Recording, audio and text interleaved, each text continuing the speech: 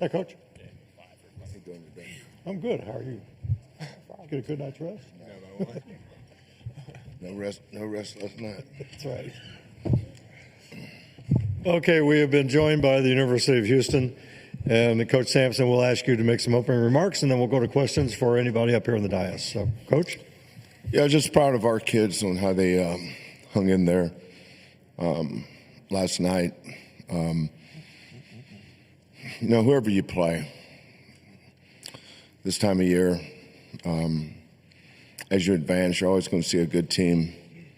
Gonzaga was really, really good last week. Purdue, really good this week. And tomorrow, same thing. Face a really, really good Tennessee team. We'll try to prepare, get our kids ready to play to the best of our ability and go play. Thank you, Coach. Please raise your hand. We'll get a microphone to you. Name and affiliation, and please direct the question to somebody specifically. Thank you. Yeah. Kelvin, Joseph Duarte, Houston Chronicle. Kelvin, what were the hours after last night like for staff in terms of how you prepare the quick turnaround and sort of getting back into it so quickly?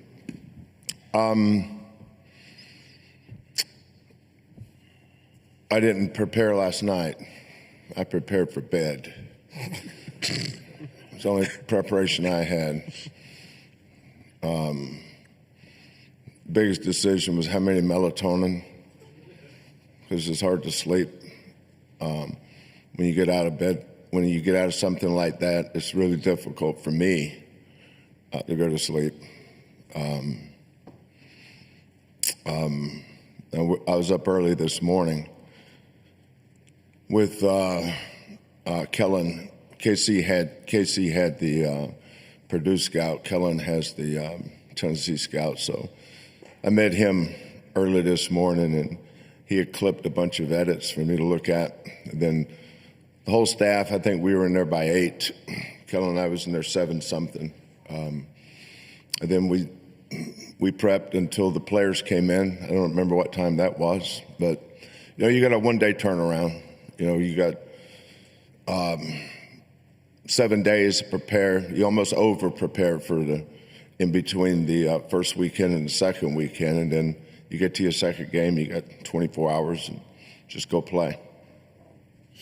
Questions, please? Right here in the front. Jason Bristol from KHOU. For any of the players, I was curious, what was last night like for you to come down from that high and try to get to sleep, and was it difficult for you guys as well? LJ, we'll start with you.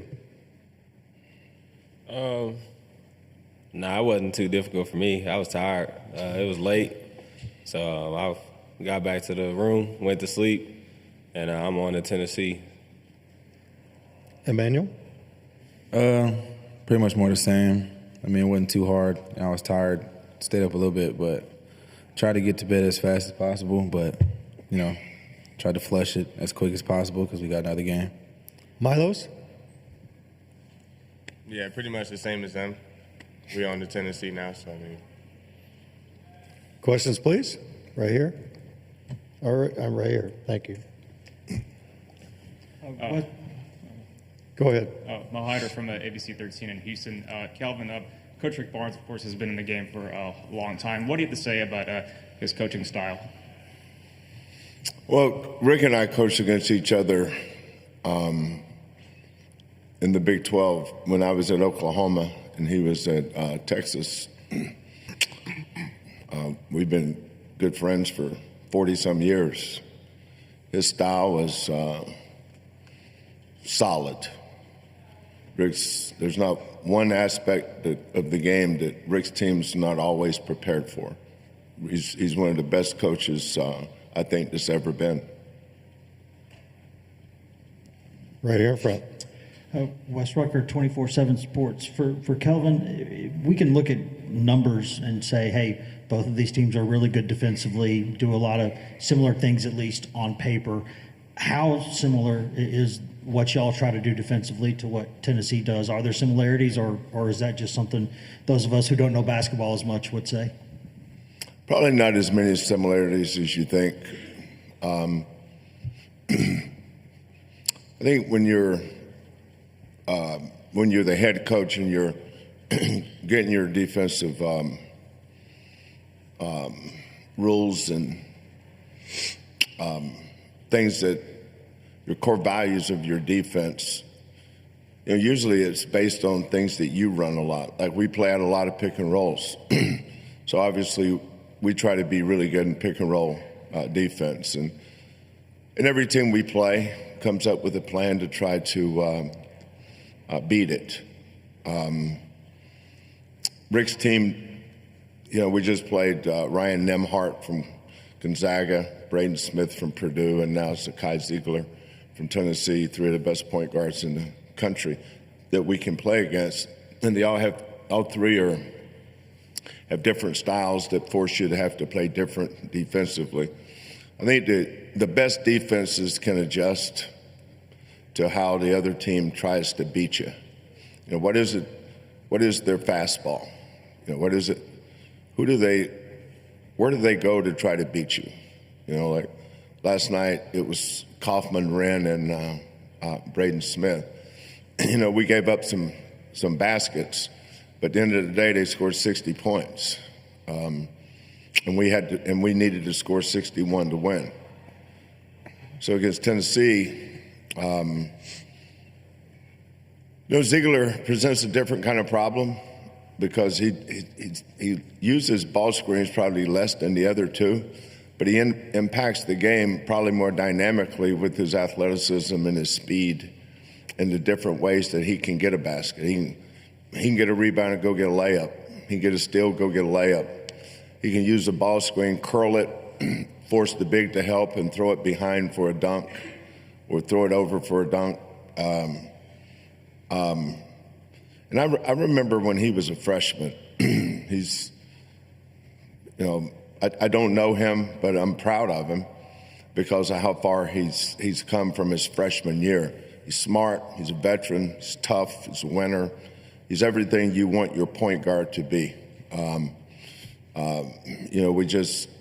We just lost one last year that reminds me of him, and we have one this year that's on his way to being that guy too. Right here in front, Zach. Kelvin, Zach Osterman, Indianapolis Star. I want to ask about Milos. I'm sure you've been asked this in different ways, but when you rewind to going through the process of recruiting him out of the portal, what were the things you identified in him as a player that made you want to recruit him, made you want to bring him in, and how have you seen him develop with the way you challenge him in his role specifically since he's gotten to Houston? Well, our program is different than a lot of programs in that we only brought one kid in the portal. Most programs that live in the portal, it's hard to get off of that portal cycle because how do you? Our kids come back. In the last 10 years, we've only had 3 kids transfer that was in our top 10 players. And that speaks volumes to our program, not our teams, but our program. So when you're only bringing in one kid, and he's very specific to a certain position, it's easier to do all your vetting. One of the reasons why our kids don't transfer is how high character they are. We don't have any issues on our team. We have no problems. A discipline problem on our team would be what? One cell phone going off in film this morning? Ooh, yeah, he thought he ain't think I didn't hear that, huh? That's about it. Last 3 or 4 years, I don't know if we've had anything other than that. But that speaks to if you got a program that's sustainable over an 8-year period like we've been, it starts with the character of your players and kind of kids you want. Milos' father was his high school coach. And talking with his dad, I could tell they were looking for something very specific.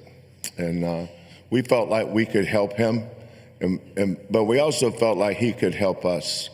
We didn't need a shot first point guard. We needed a distributor.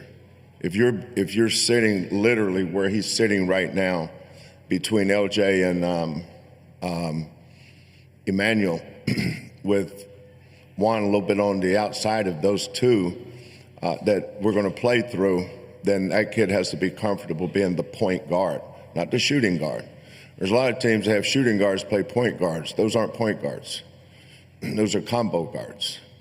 Our point guard has to be a point guard, and Milos was exactly that. He was a point guard.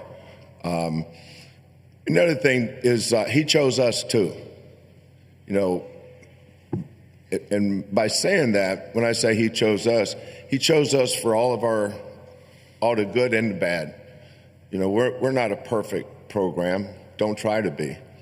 You know, it's not easy. LJ Cryer the year before when he transferred from Baylor.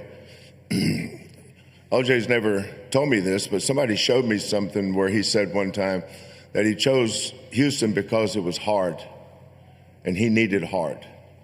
And I think at the end of the day, that's why Milos chose it too. He knew he'd get pushed, and he knew he would find out how good he really was if he came to Houston. Because if you look at our track record, all the guards we've had drafted in the NBA the last 4 or 5 years, not just that, they're playing. Marcus had 27. He had 27 the other night. Quentin's had, I think, averaging 27 over his last 10, 12 games. Jarris here with the Pacers. Jamal starting a bunch of games now for Toronto. You know, we got a bunch of guys in the NBA. We've had a ton of success. It's been consistent over a long period of time. And when LJ or Milos or other kids look at schools to transfer to, they choose us. And that means that they want to come to Houston. Right here. Yeah. Kelvin, Mike Wilson, Knoxville News Sentinel. You referenced knowing Rick Barnes for a long time now. How would you describe how that relationship has grown over the past few decades, and what's your best Rick Barnes story from those Oklahoma, Texas days? Well, you know Rick, right? Well, he's a prankster, jokester, funny as all get out, country boy, little Ricky from Hickory, all that. Used to have long hair. We actually played against each other in college. That's a long time ago. That's before they really, they actually did have seams on the basketball, but not very indented.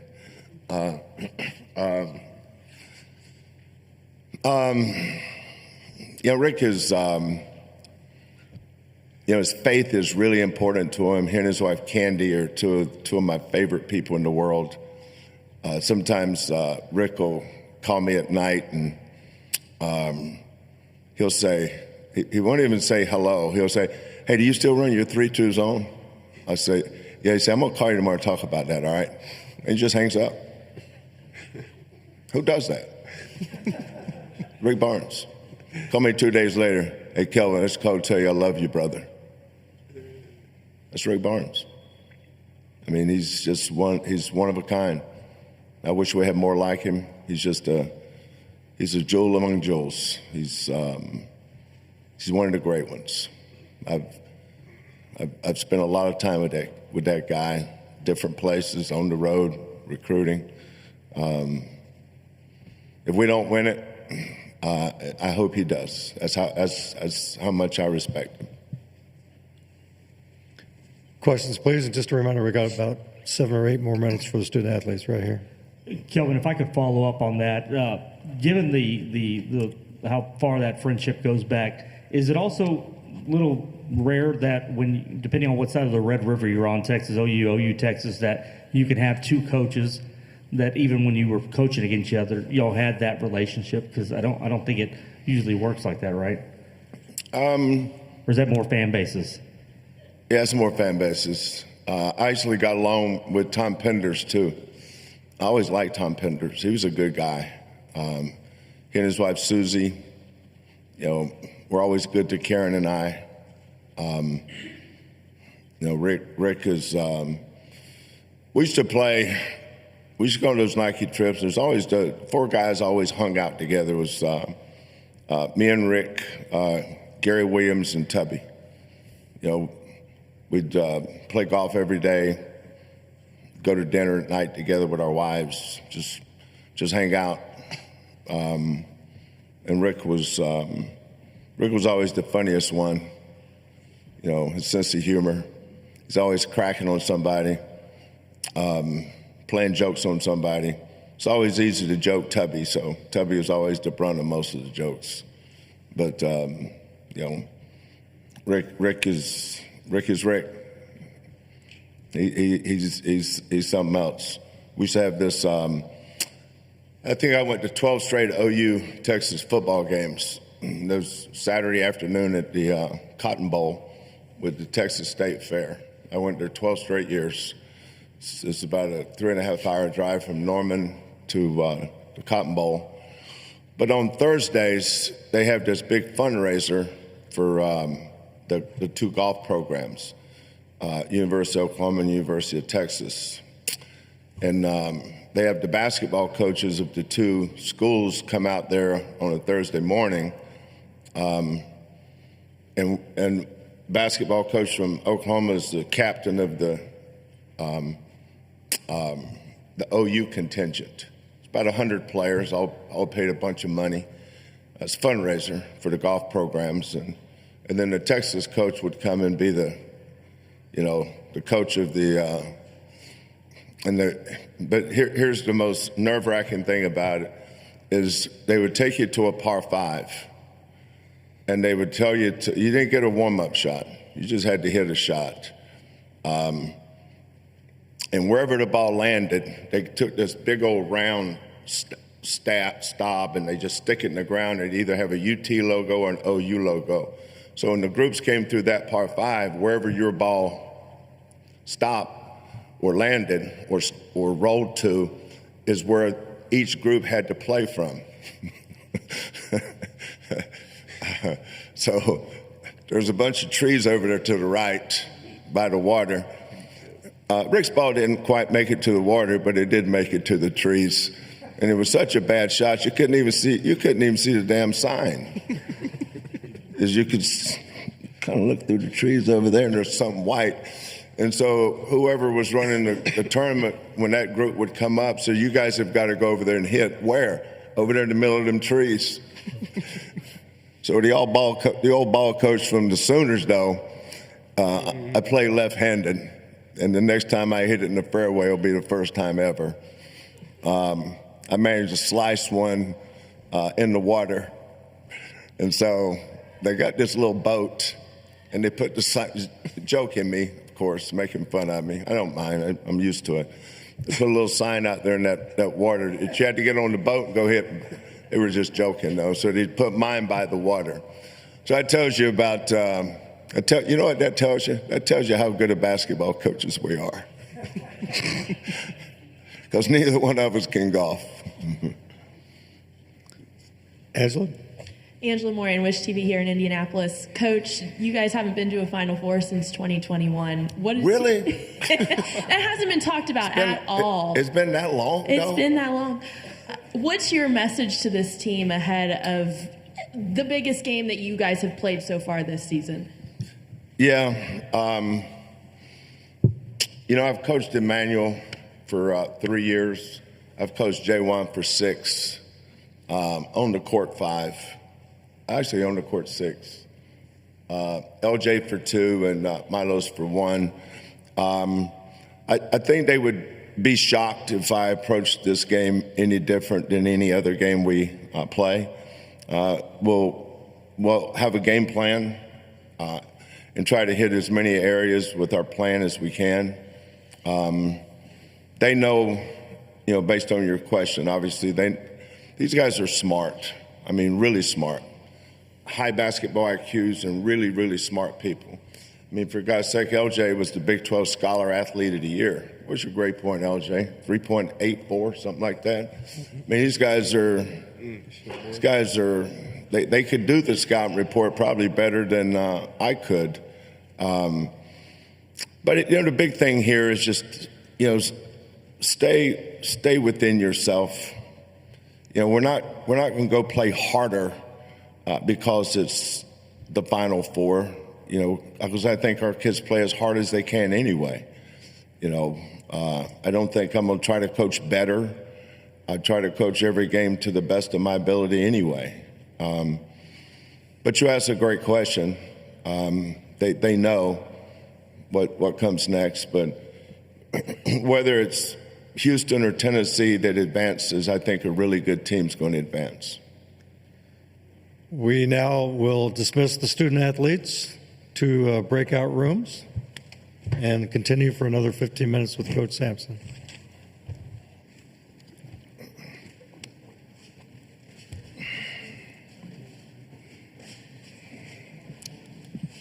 And once we get settled right here.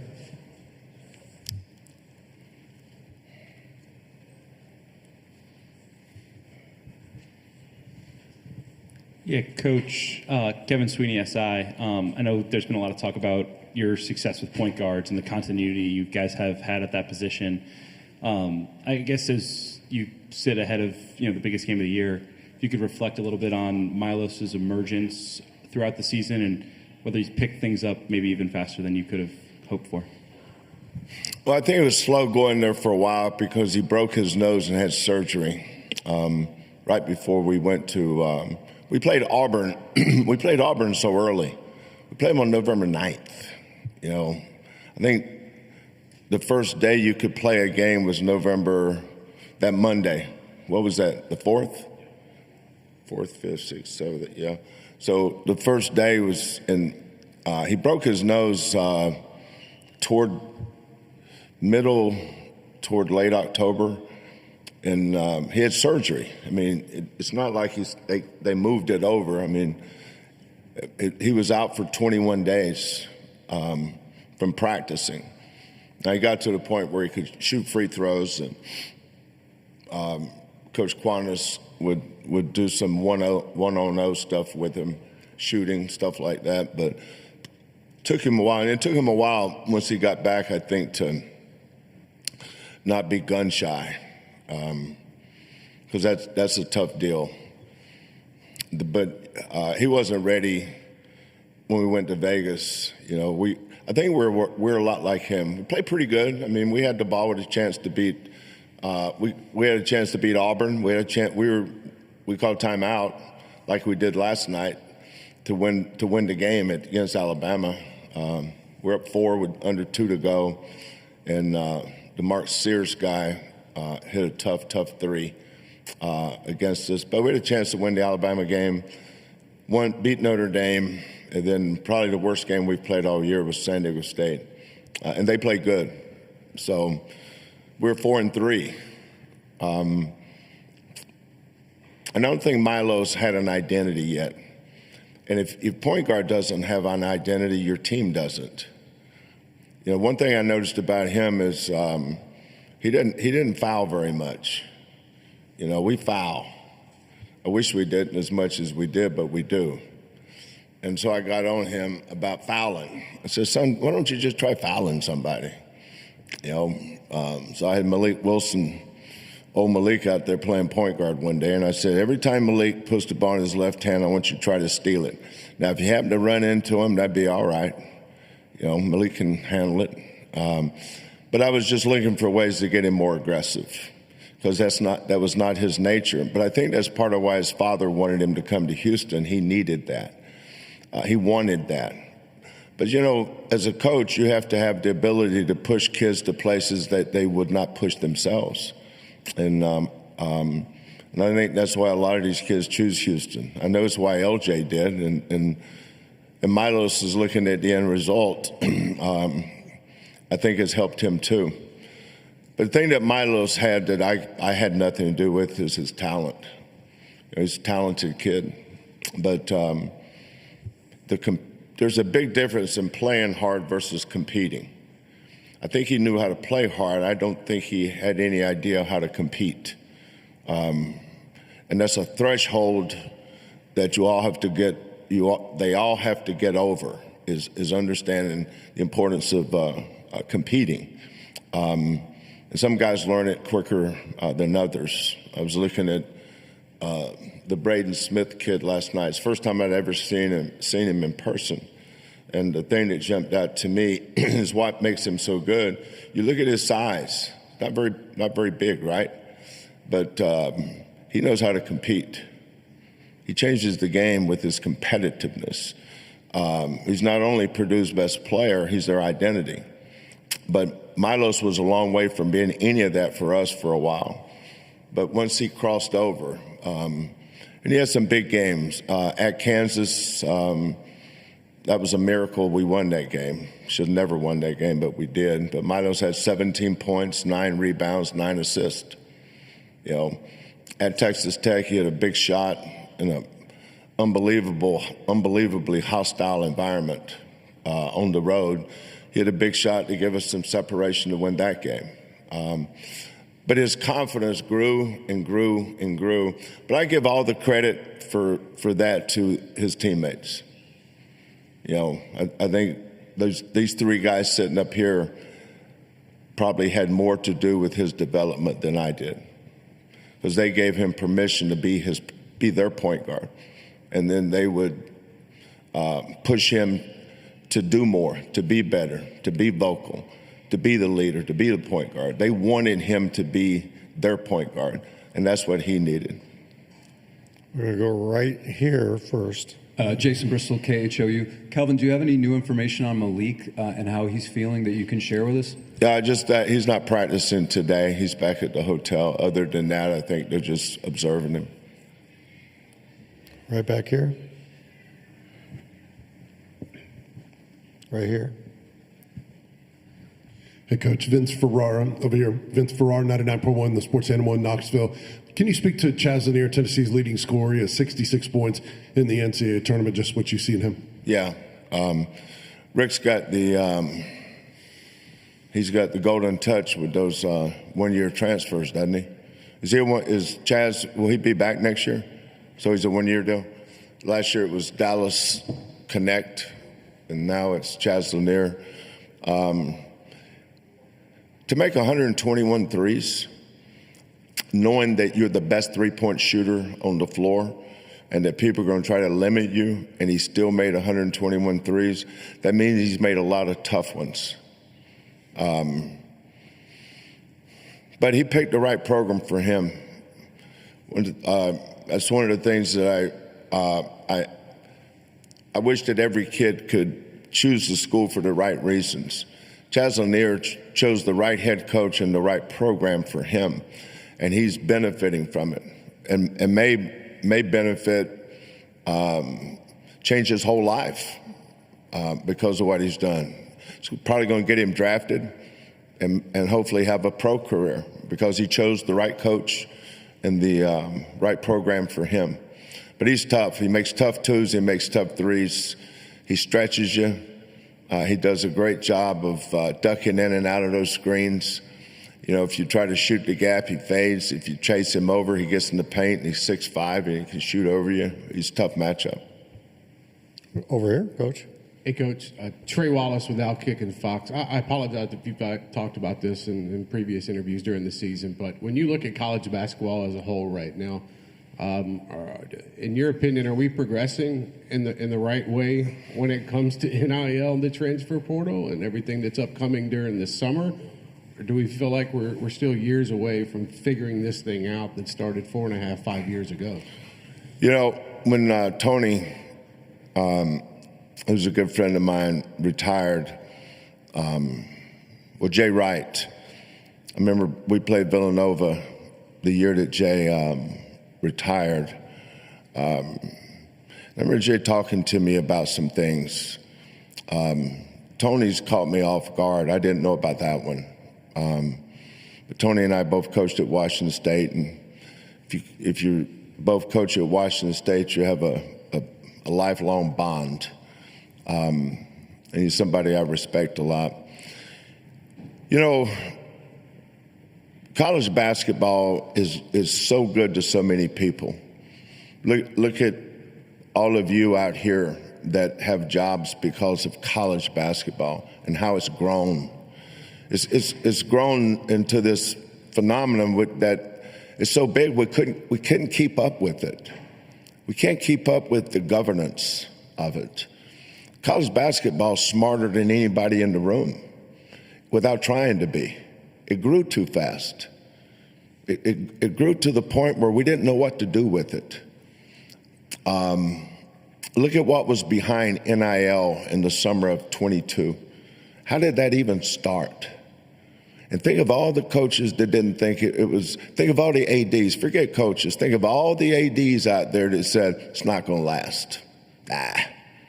It'll go away. It's a 1 year, 2 year deal, go away. And therein lies how smart college basketball is, smarter than all of us. It's forced us all to take an inventory of what's really important. And it forces you to do that. It used to be in the summers, but you have to do it every week now.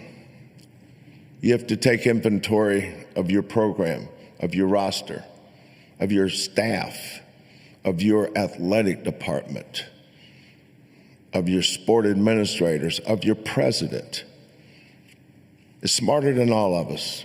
It's put us on our knees. It's forced us to have to react to things we never thought we'd have to. You know, if you're in control of something, you're usually proactive with it. You can think ahead. Not college basketball. You can't be proactive. There's no guardrails. So we're just trying to make up things as we go. And there's so much that's going on that is difficult to stay in touch. You know, because of NIL, they thought, you know, you go to the Final Fours and you see, you know, whether it's no matter what school it is, you see that school's jerseys being sold at the concession stand or at the team store, at the whatever you call it, wherever they sell all those that merchandise. Is everybody buying a Duke jersey with Grant Hill's name on it? And you think, God, wouldn't it be nice if Grant Hill could, you know, get 10% of all his jersey sales?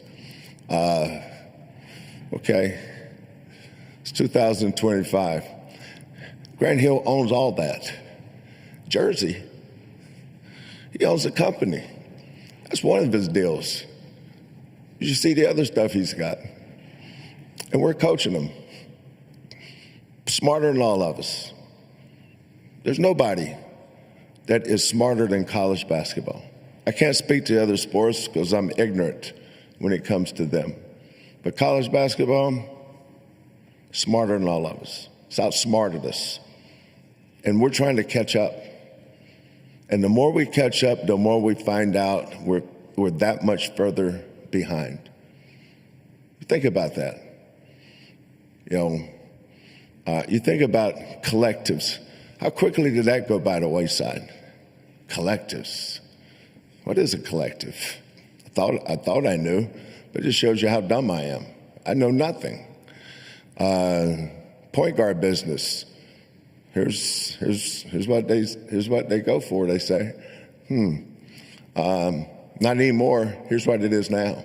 It's so fluid. It's a moving target. But you know, Rick and I talk about this. I talk about it with Tom Izzo, and you know, we all came up together as young coaches, and now, you know, I guess we're all on our way out here pretty soon. We have a great game. We still have great kids. Our kids do well in NIL, and I'm thankful that it hasn't changed our kids. I'm thankful that I still get to coach good kids. I hear the horror stories. I think the horror stories are more the minority, but it's still a great game. It's a game where you can teach good values, teach kids that it's okay to make mistakes.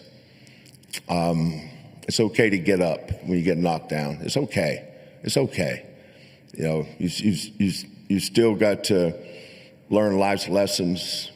While everything is growing exponentially in areas that I had no idea even existed, it's still a great game. And tomorrow's going to be a great game between two very proud programs in Tennessee and Houston. And I hope just for 2 hours people realize it's still a great game.